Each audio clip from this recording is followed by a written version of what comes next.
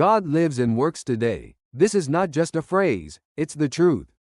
But I want to ask you something real. When life gets hard, when you're hit with trouble, does your life still show that truth? For many of us, the honest answer is no. We often let our problems define us.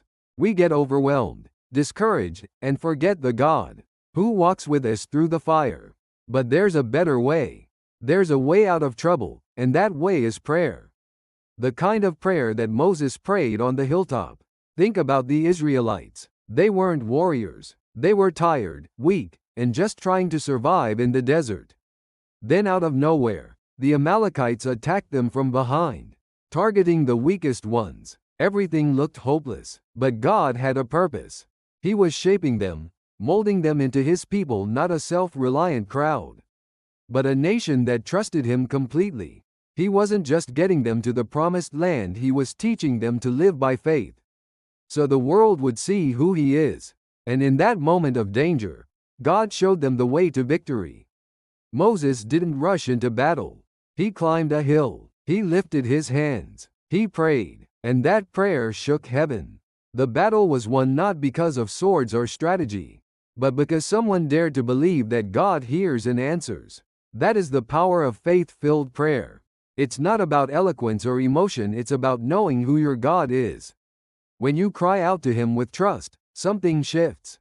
Doors open, chains break, strength rises. Prayer is not a last resort. It is the first and best response in every storm. The same is true for us today. God wants to be asked. He's waiting for you to pray.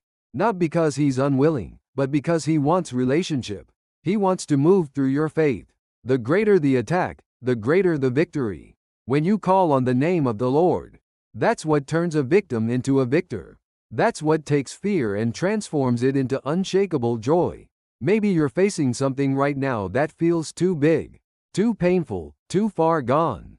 But God hasn't changed. He's still the same God who gave a slave nation their first victory. He still answers the cries of His people. Lift your eyes, climb your hill, pray, and watch what He will do. Because in the middle of your weakness, He's ready to show His strength. And you, yes you, will see that the Lord fights for you. Who is like our God? None. He's the God who turns prayers into power and tears into triumph. So today, let your trouble lead you not to despair, but to the place where victory begins, on your knees.